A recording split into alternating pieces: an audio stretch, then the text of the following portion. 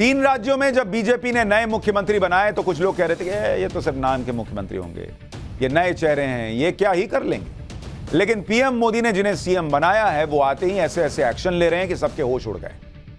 जैसे अगर आप देखें मध्य प्रदेश में तो नए नए बने मुख्यमंत्री बिल्कुल मुख्यमंत्री योगी वाली स्टाइल में काम कर रहे हैं। जैसे सीएम योगी ने यूपी में आते ही कानून व्यवस्था टाइट करनी शुरू की थी, गुंडे माफियाओं को राइट टाइम पर ला दिया था, वैसे ही मोहन यादव ने एमपी में आते ही काम शुरू किया।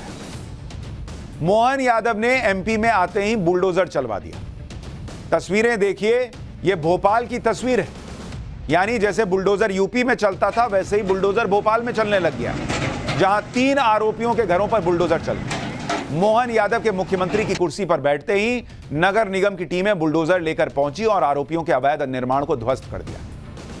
जिनके घरों पर बुलडोजर चला है, जो योगी वाला बुलडोजर मॉडल मध्य प्रदेश में दिखने लगा है, ये वही लोग हैं जिन्होंने कुछ दिन पहले भोपाल में बीजेपी के कार्यकर्ता का हाथ काट दिया। इस हमले का आरोपी फारूक राइन नाम का व्यक्ति था। आरोपी फारूक और उसके साथियों ने 5 दिसंबर को बीजेपी कार्यकर्ता देवेंद्र ठाकुर पर जानलेवा हमला किया था। फारूक राइन और उसके साथियों ने बीजेपी कार्यकर्ता देवेंद्र ठाकुर पर तलवार से हमला किया था, जिसमें देवेंद्र का हाथ कट गया था। आरोपी फारूक राइन पर अलग अलग थानों में 14 केस दर्ज हैं और उसका नाम भोपाल के हबीबगंज थाने की गुंडा लिस्ट में शामिल है। और अब फारूक के घर पर बुलडोजर चल गया, यानी क्रिमिनल्स पर वही बुलडोजर वाला एक्शन जो यूपी में देखने को मिलता है अब मध्य प्रदेश में दिख रहा है।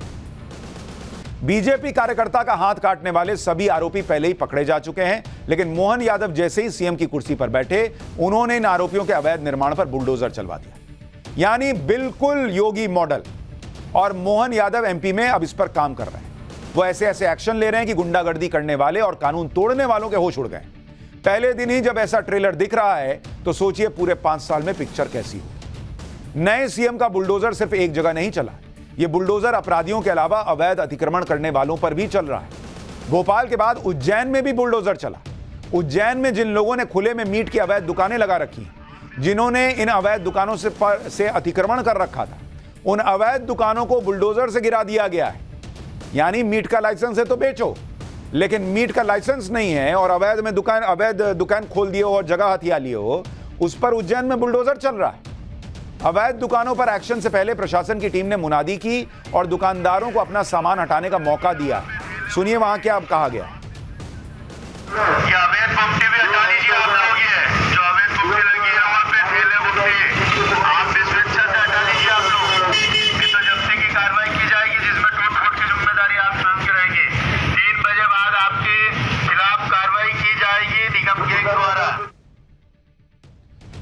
अब अवैध दुकान खोलकर उस पर बॉडी बिल्डर का फोटो लगाने से काम नहीं चलेगा, क्योंकि बुलडोजर चलेगा। यानी ये क्लियर मैसेज दिया जा रहा है मध्य प्रदेश में कि उज्जैन में इस तरह का अवैध निर्माण और अतिक्रमण बर्दाश्त नहीं किया जाएगा। इनफैक्ट मध्य प्रदेश में नहीं किया जाएगा।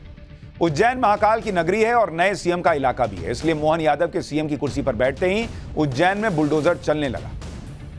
लेकिन इस पर राजनीति भी शुरू हो गई। नॉनवेज की अवैध दुकानों पर कार्रवाई शुरू होते ही कांग्रेस ने इसका विरोध शुरू कर दिया। कांग्रेस ने बीजेपी पर आरएसएस के एजेंडे को लागू करने का आरोप लगाया। सुनिए कांग्रेस विधायक फूल सिंह बरैया ने क्या कहा। ये सरकार का फैसला सरासर गलत है और ये अन्यायपूर्ण है। अगर उन्हें खुले में रोकना है अंडे और मांस, तो सरकार को उन्हें दुकानें देना चाहिए। अगर वो इधर तो दुकान भी नहीं दे रही है और उधर कह रहे हैं कि खुले में नहीं बेचेंगे, ये सरासर अन्याय है और गरीबों के साथ निश्चित रूप से उनके पेट पर लात मारने जैसा है। वाह बॉस, ये बढ़िया हिसाब है कि आप कोई जमीन पर कब्जा करके वहां अवैध दुकान खोल दीजिए और बाद में सरकार उसको न गिराए तो आपको एक दुकान बना के दे। तो भैया एक घर बना लीजिए अवैध जगह पे, उसके बाद कहिए कि ये घर बना लिए हैं, अब इसको आप तोड़िएगा तो हमको एक बंगला बना के दीजिए। कांग्रेस का भी अलग ही हिसाब है। लेकिन एमपी में नए सीएम का बुलडोजर रुकने वाला नहीं है। मुख्यमंत्री मोहन यादव ने पहली कैबिनेट बैठक के बाद क्लियर कह दिया कि जिसे काम धंधा करना है वो करे, लेकिन नियम कायदे कानून से ही सब चलेगा, मनमानी नहीं चलेगी। सुनिए कैबिनेट की बैठक के बाद खुले में नॉनवेज बेचने के मुद्दे पर सीएम मोहन यादव क्या बोले। सेफ्टी नियम लागू होने के बाद खुले में मांस या अंडे की दुकान चलाना ये भारत सरकार ने भी इसमें दिशा निर्देश जारी किए हुए हैं। इस चीज़ को कड़ाई से लागू करने के लिए हमने कैबिनेट में इसके संबंध में तैयारी करने के लिए कहा है, और चूँकि इस दिशा में योग्य प्रकार से जन जागरण भी हो जाए और जिनको ये बिजनेस करना उनको उसके दायरे भी बता दिए जाए, कैसे करना है, क्या करना है। हमने कहा कि धार्मिक स्थल पे अगर कोई इस सीमा का उल्लंघन करेगा तो उसके लिए कार्रवाई करेंगे। भाई यही बात योगी कहते हैं कि नियम से चलोगे, कायदे से चलोगे तो फायदे में रहोगे, और नियम कायदा तो सबके लिए बराबर है। भाई वो ये तो नहीं कह रहे कि हम फलाने धर्म के लोगों की अवैध दुकानें तोड़ेंगे, वो कह रहे हैं अवैध है तो तोड़ देंगे। लेकिन जो समर्थन में आ रहे हैं दुकानदारों के, वो धर्म देख के आ रहे हैं। नए सीएम के धड़ाधड़ एक्शन हो रहे हैं। सिर्फ अपराधियों पर एक्शन और नॉनवेज की अवैध दुकानों पर बुलडोजर चलने की बात नहीं है। लाउड स्पीकर को लेकर भी वैसे ही फैसले किए गए जैसा फैसला यूपी में सीएम योगी ने किया था कि धार्मिक स्थल कोई भी हो, लाउड स्पीकर से तेज आवाज बर्दाश्त नहीं होगी। इसके बाद एमपी में लाउड स्पीकर उतारे जाने लगे हैं। देखिए, मस्जिद हो, मंदिर हो, सबके लिए बराबर नियम है कि अगर लाउड स्पीकर लगाए तो भैया उतार दो। एकदम योगी मॉडल अब मध्य प्रदेश में दिख रहा है। एमपी में लाउड स्पीकर को लेकर जो फैसला लिया गया है उसके तहत धार्मिक स्थलों पर तय सीमा के मुताबिक ही लाउड स्पीकर और डीजे का इस्तेमाल हो सकता है। लाउड स्पीकरों की निगरानी के लिए राज्य के हर जिले में फ्लाइंग स्क्वाड का गठन किया जाएगा। लाउड स्पीकर से तेज आवाज आने की शिकायत मिलने पर फ्लाइंग स्क्वाड तुरंत जांच के लिए पहुंचेगा। किसी भी शिकायत की जांच 3 दिन के अंदर पूरी कर ली जाएगी और हर हफ्ते लाउड स्पीकर पर हुई कार्रवाई की जिला स्तर पर समीक्षा भी की जाएगी।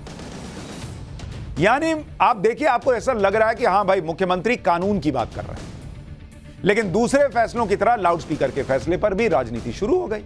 कांग्रेस ने इस फैसले को असल मुद्दों से ध्यान भटकाने की कोशिश बताना शुरू कर दिया। कांग्रेस विधायक जयवर्धन सिंह ने लाउड स्पीकर पर लिए गए फैसले पर क्या कहा है, सुन लीजिए। जहाँ तक सवाल लाउड स्पीकरों का है और ध्वनि प्रदूषण का है धार्मिक स्थलों पर, क्या भजन कीर्तन से नॉइज पोल्यूशन होता है, इस पर ये स्पष्ट करें। क्योंकि जहाँ तक मुझे जानकारी है, ध्वनि प्रदूषण तो होता है जब कोई ऐसी आवाज आए जिससे कि जो तकलीफ होती है। लेकिन जहाँ तक मुझे जो मेरा जो निजी राय है, जब भी कोई भजन कीर्तन होता है तो उससे तो हमको खुशी होती है, आनंद होता है। लेकिन ये मतलब क्यों ऐसा निर्णय लिया गया है पहली बैठक में, ये थोड़ा मुझे इतनी समझ के परे है। एक तरफ मध्य प्रदेश के नए सीएम मोहन यादव यूपी के सीएम योगी आदित्यनाथ की तर्ज पर धड़ाधड़ एक्शन ले रहे हैं। दूसरी तरफ सीएम योगी की तरह वो राम भक्ति दिखाने में भी कोई कसर नहीं छोड़ते। यूपी में योगी राम मंदिर के प्राण प्रतिष्ठा समारोह को भव्य बनाने में जुटे हैं। सीएम पद संभालते ही मोहन यादव ने राम भक्तों के लिए बड़ा ऐलान किया, जिसके तहत मध्य प्रदेश से राम मंदिर की प्राण प्रतिष्ठा में शामिल होने जाने वाले भक्तों का रास्ते में जोरदार स्वागत किया जाएगा।